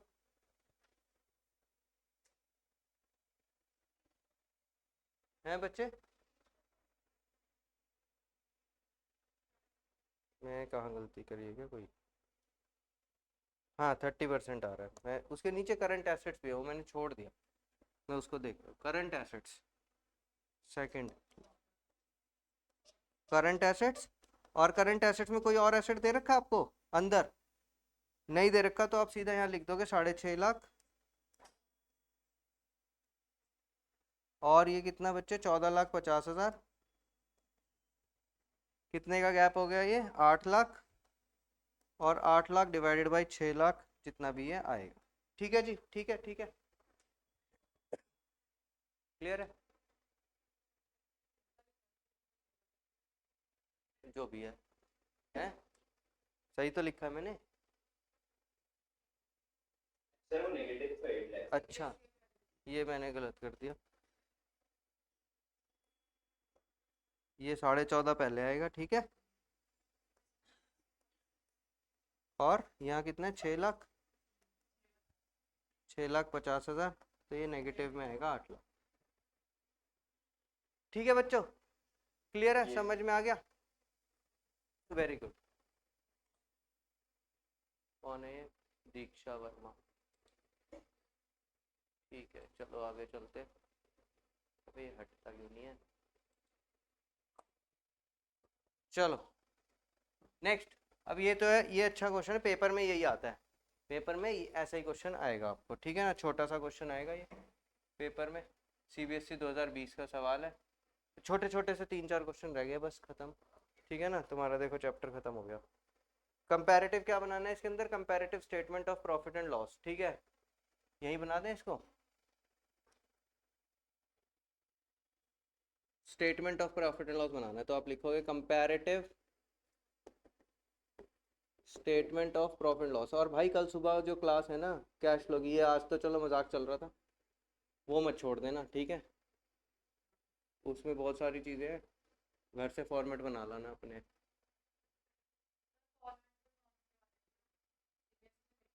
नहीं नहीं, सीबीएसई वाले से हम क्यों करेंगे, हम अपने से करेंगे, क्योंकि हमारे पास समय थोड़ी है, हमें को तो काम करना है, आगे बढ़ना है जीवन में। ठीक है ना? पेपर में भी वो बना दोगे, नंबर नहीं कटेंगे, चिंता मत। ठीक है, चलो देखेंगे revenue from operations.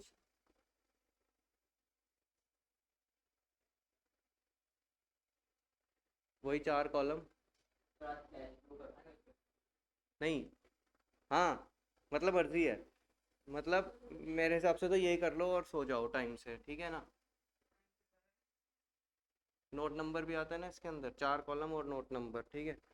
Note sir नहीं नंबर, यार फिर वो आता है, नोट नंबर क्यों नहीं आएगा इसमें? नोट नंबर तो आएगा ही, ठीक है। पर्टिकुलर्स, नोट नंबर, पहला साल कौन सा है बच्चे? 31 मार्च 2018, 31 मार्च 2018, 31 मार्च 2019, ठीक है। एब्सोल्यूट चेंज, और क्या? Percentage change, very good, percentage change, ठीक है। कैसे करते हैं, कैसे करते हैं इस सवाल को, मुझे तो याद नहीं। सबसे पहले लिखते हैं रोमन वन, रोमन वन लिख सकते हैं, वन भी लिख सकते हैं, मुझे नहीं याद, ठीक है ना। रेवेन्यू फ्रॉम ऑपरेशंस, नहीं यही लिखते हैं, Yes, sir, वही है. Revenue from operations, revenue from operations कितना कितना है बच्चों? 4 लाख और 3 लाख, ठीक है, 4 लाख और 3 लाख, ठीक है। 1 लाख का चेंज हो गया नेगेटिव. नेगेटिव में, और 1/4 करके निकलेगा 25% नेगेटिव, ठीक है, ठीक है, ठीक है, ठीक है। Yes. अदर इनकम्स भी दे रखी हैं, तो 1 इसको 2 इसको 1 2 ऐसे चलता है, 1 2 यहाँ पर लिखोगे आप अदर इनकम्स, रोमन 1 नहीं आता इसमें, 1 2 चलता रहता है ये। रोमन 1 आता है टोटल इनकम पे आएगा, रोमन 1 टोटल इनकम पे आएगा, ठीक है ना। अदर इनकम्स 80,000 40,000, 80,000 40,000, कम हो गई इनकम भी, तो बेचारे बर्बाद हो रहे हैं, ठीक है। 40,000 तो 50% नुकसान हो गया, ठीक है, 50% नुकसान। हाँ बिल्कुल बनाएंगे, ठीक है। ये इररिलेवेंट सी बात है, मतलब पता नहीं किताब में शायद ना हो, तो उससे कोई फर्क नहीं पड़ता, परसेंटेज लिख रहे हैं, परसेंटेज तो बनाएंगे ही ना भाई, ठीक है। अभी आ जाएगा आपका टोटल इनकम्स, सर रेवेन्यू होगा. टोटल रेवेन्यू, टोटल रेवेन्यू, ठीक है।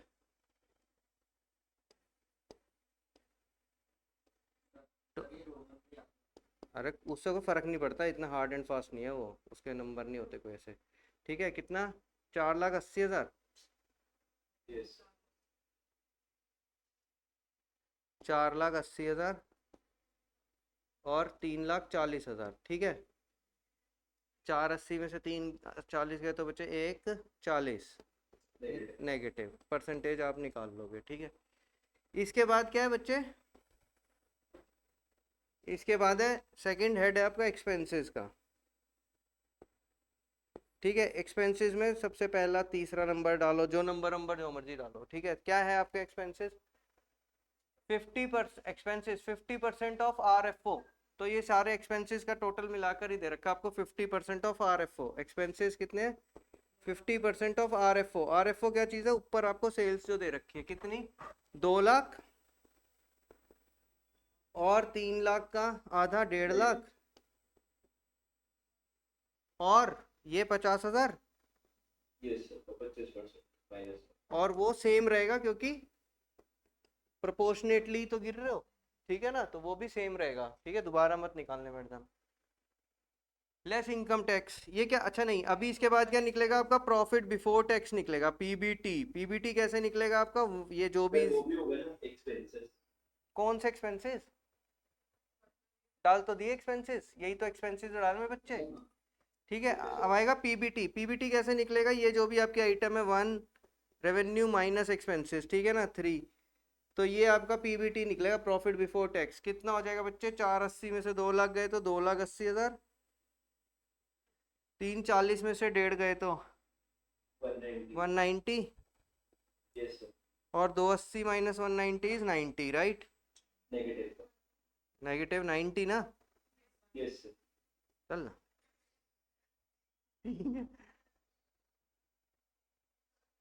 सही बोल रहा हूँ ना, ये तो है। सही है सर, सही है. Less tax at the rate of 50%, 40%, at the rate of 40%, ठीक है। 2,80,000 का 40% कितना होता है बच्चे? 2 4 जा 8, और 8 4 जा 32, 2 4 जा 8, तो 8 कितना हो गया है? 2 लाख का 40% कितना होगा?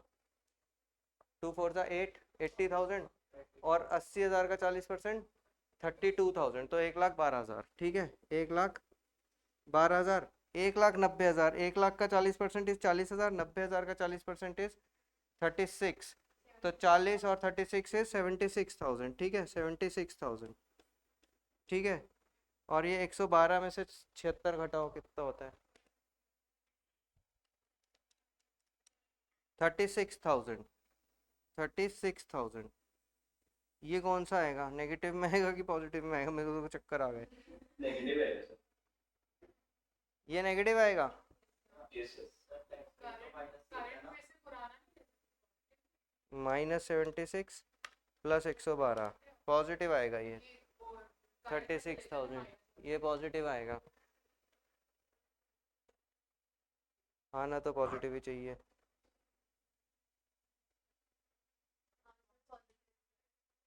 पॉजिटिव ही आएगा ये, ठीक है। देखना इसमें से ये माइनस करें नेगेटिव, ये पॉजिटिव है, ये नेगेटिव, तो ये नेगेटिव है तो ये पॉजिटिव नहीं होएगा, ठीक है। परसेंटेज निकालोगे और बचा हुआ क्या है? Profit after tax. Profit after tax ये माइनस कर लेना, कितना आएगा? 280 में से 112 जाएंगे तो 280 माइनस 112 इज 168,000 पॉजिटिव, ठीक है। और 190,000 माइनस 76,000 इज 1,14,000, और ये -90 प्लस 36 इज -54, और ये परसेंटेजेस आप निकाल लोगे। क्लियर है? फॉर्मेट क्लियर है? अब ज़्यादा कुछ नहीं बचा, देखो 2 स्लाइड्स बचे हैं सिर्फ। कितनी बच रही है? हाँ, तो एक कंपैरेटिव कॉमन साइज का भी तो फॉर्मेट बना लेंगे, ठीक है।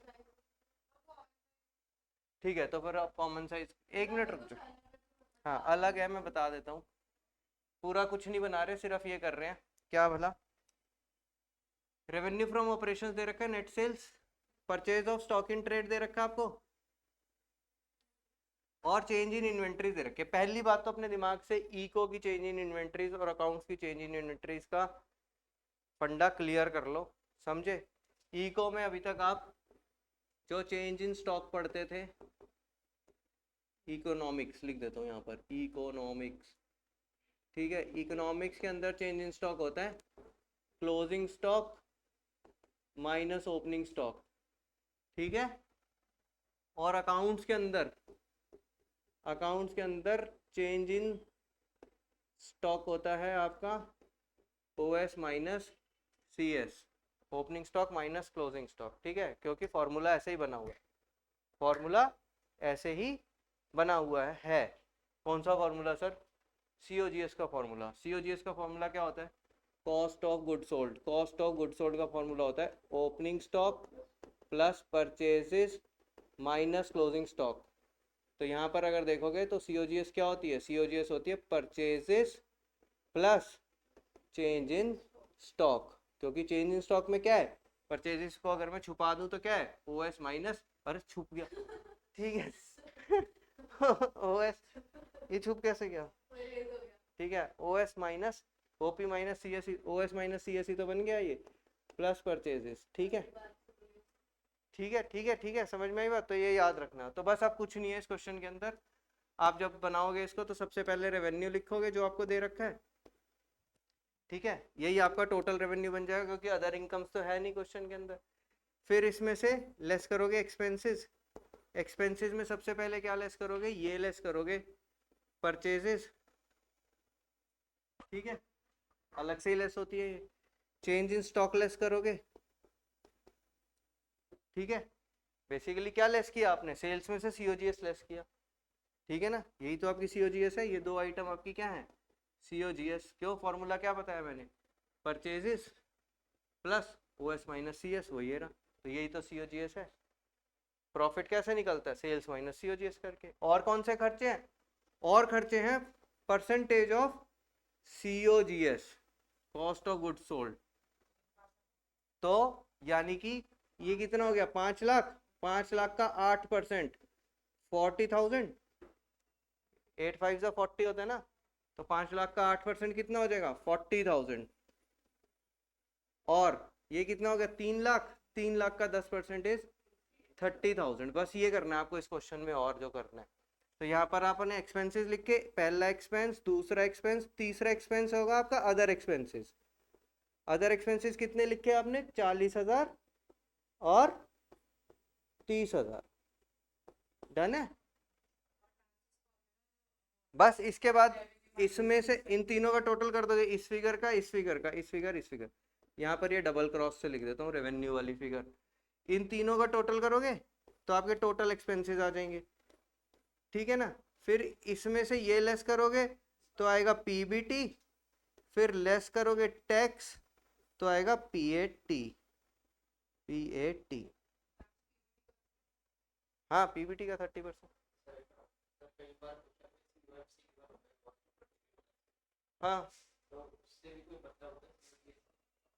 हाँ, कुछ नहीं। सीओएमसी में क्या होता है, सीओएमसी यहाँ पर एक आइटम और होगी, अगर होगी तो सीओएमसी, तब ये तीनों को ले लेना। हाँ, परचेज क्यों नहीं गिवन होगी? परचेज करेगा नहीं तो बेचेगा क्या? ऐसे थोड़ी हाइपोथेटिकल केस बनाना हमको। परचेज ही नहीं होगी तो बेचेंगे क्या? वो क्वेश्चन गलत होगा, ठीक है ना। ये कौन सा है बच्चे? Common size. कॉमन साइज तो बहुत ही आसान सा होता है।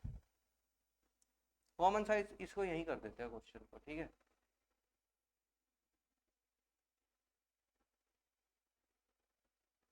देखो कॉमन साइज में कैसे होएगा सवाल। अब बेस, बेस किसको लेंगे? इसको, ठीक है। बेस किसको लेंगे? इसको बेस मानते हैं हम। किसको? रेवेन्यू फ्रॉम ऑपरेशंस को। तो यानी कि क्या करते हैं इसके अंदर, बताएगा कोई बच्चा मेरे को? चेंज तो लेते ही नहीं है, चेंज तो लेते ही नहीं है इसके अंदर। कितने कॉलम बनते हैं इसके अंदर? कितने कॉलम बनते हैं इसके अंदर? 4 कि 3? कॉलम तो 4 ही बनते हैं, ठीक है। कॉलम तो 4 ही बनते हैं, लेकिन 2 साल दे रखे हैं इसके अंदर। तो आप इसको 100% मानोगे और इसको भी 100% मानोगे, ठीक है ना। यहाँ पर लिखोगे 2024, यहाँ पर लिखोगे 2023। अगर खुद से आंसर बना रहे होंगे तो सीधे ईयर्स लिख लेना। अभी मैं इसको टीप नहीं रहा हूँ तो मैंने फिर ऐसे ही लिख लिया। अब इसको 100% मानते हो, सारी चीज़ों को इसके परसेंटेज पे निकाल दोगे। कैसे? 87/1250 इंटू 100 कितना आएगा? -20/1250 इंटू 100 कितना आएगा?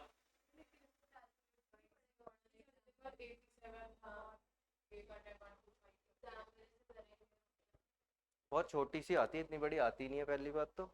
और ये बहुत आसान पड़ती है, बहुत आसान पड़ती है, क्योंकि पाई चार्ट बनाते हो जैसे, वैसे ही हो जाएगा आपका बेसिकली। तू देखेगी ना, अगर इन सबको छोड़ दे, इन सबको छोड़ दो, 87/1250 इन सबको छोड़ दो, ये 100/1250 तो हर एक में आ रहा है कि नहीं आ रहा?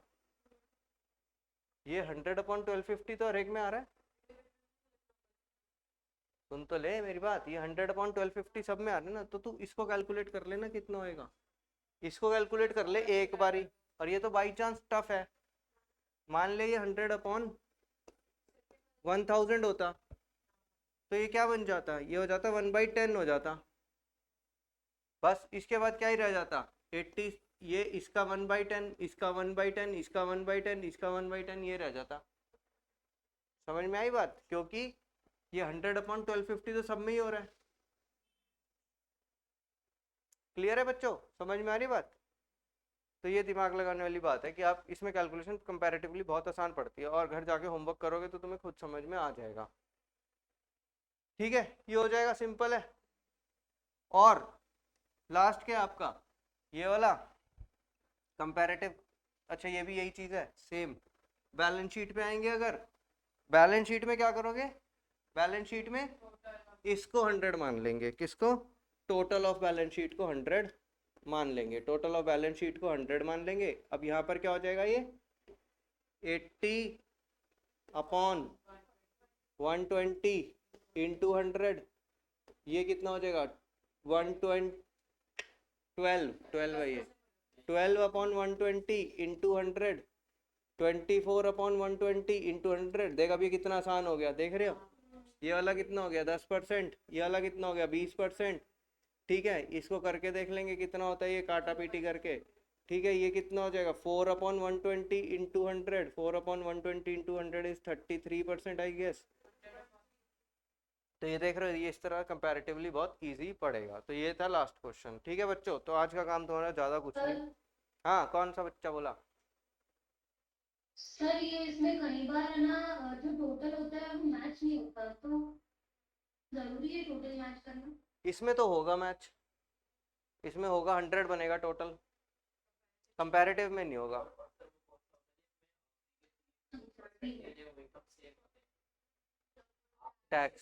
टैक्स में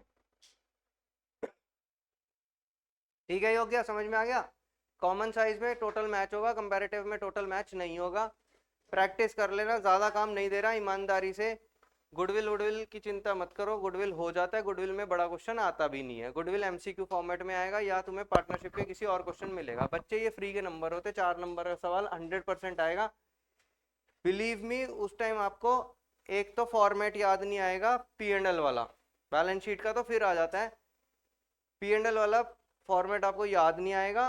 और ये परसेंटेजेस की कैलकुलेशन करके देख लो, क्योंकि ये हकीकत आप सबको पता है कि आपका मैथ्स कितना सुभान अल्लाह है। ठीक है,